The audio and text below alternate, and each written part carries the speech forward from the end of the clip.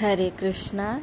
എല്ലാ ഗോപന്മാർക്കും Krishnagatha happy be happy എന്ന ചാനലിലേക്ക് സ്വാഗതം.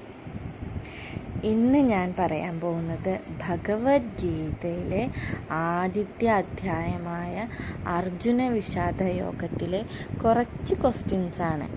അത് എന്തിനെന്ന് വെച്ചാൽ നമുക്ക് ഭഗവാൻ എന്താണെന്നും അതിൽ ഭഗവത്ഗീതയിൽ പറഞ്ഞിരിക്കുന്ന കാര്യങ്ങൾ എന്താണെന്നും മനസ്സിലാക്കാനാണ്. അപ്പോൾ ആദ്യം ഞാൻ ക്വസ്റ്റ്യൻ ആയിരിക്കും ചോദിക്കുക. അപ്പോൾ അതിലൂടെ നിങ്ങൾക്കറിയാവുന്ന ഉത്തരങ്ങളായിരിക്കും, കാരണം ചെറിയ ചെറിയ ചോദ്യങ്ങളാണ് ഞാൻ ചോദിക്കാൻ പോകുന്നത്. അപ്പോൾ നിങ്ങൾക്ക് ഉത്തരം അറിയാമെങ്കിൽ കമൻറ്റ് ബോക്സിൽ രേഖപ്പെടുത്തേണ്ടതാണ്. ആദ്യത്തെ ചോദ്യം: ധൃതരാഷ്ട്രരുടെ മന്ത്രിയുടെ പേരെന്ത്?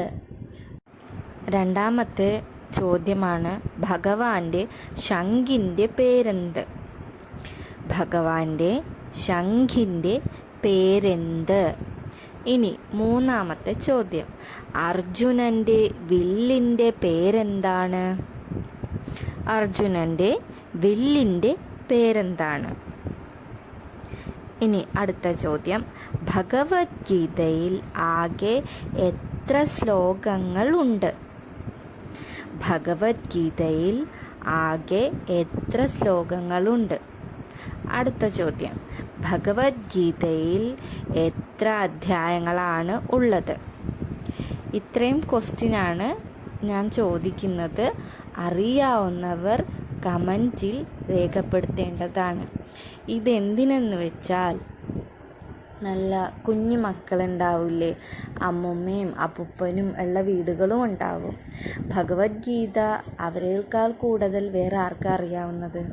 അപ്പോൾ അവരിത് കേൾക്കുകയാണെങ്കിലും അല്ലെങ്കിൽ മുതിർന്നവർ കേൾക്കുകയാണെങ്കിലും കുഞ്ഞു മക്കളെ വിളിച്ചിരുത്തി ഭഗവാന്റെ കാര്യങ്ങൾ, അത് ഭഗവത്ഗീതയല്ല ഏതൊരു കാര്യമാണെങ്കിലും ഭഗവാന്റെ നാമങ്ങൾ, അതേപോലെ കുഞ്ഞു കുഞ്ഞു കഥകൾ അതൊക്കെ പറഞ്ഞു കൊടുക്കുക.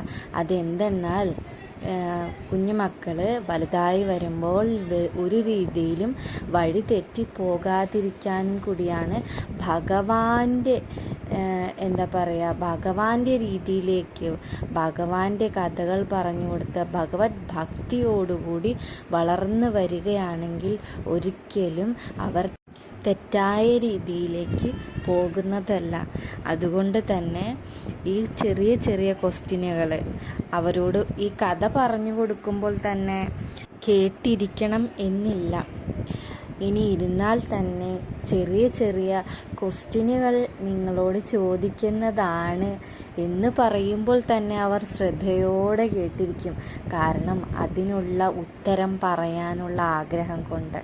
അതുകൊണ്ട് തന്നെ ഈ ചെറിയ ചെറിയ ഉത്തരങ്ങളും പിന്നീട് ഉപകാരപ്പെടുകയും ചെയ്യും. ഹരേ കൃഷ്ണ. സർവം ശ്രീകൃഷ്ണാർപ്പണമസ്തു. രാധേ രാധേ. ഉത്തരങ്ങൾ ഞാൻ അടുത്ത വീഡിയോയിൽ നിങ്ങൾക്ക് പങ്കുവയ്ക്കുന്നതായിരിക്കും. എല്ലാ ഗോപന്മാരെയും ഭഗവാൻ കാത്തു പരിപാലിക്കുന്നതിൽ നന്ദി അർപ്പിക്കുന്നു. സർവം ശ്രീകൃഷ്ണാർപ്പണമസ്തു.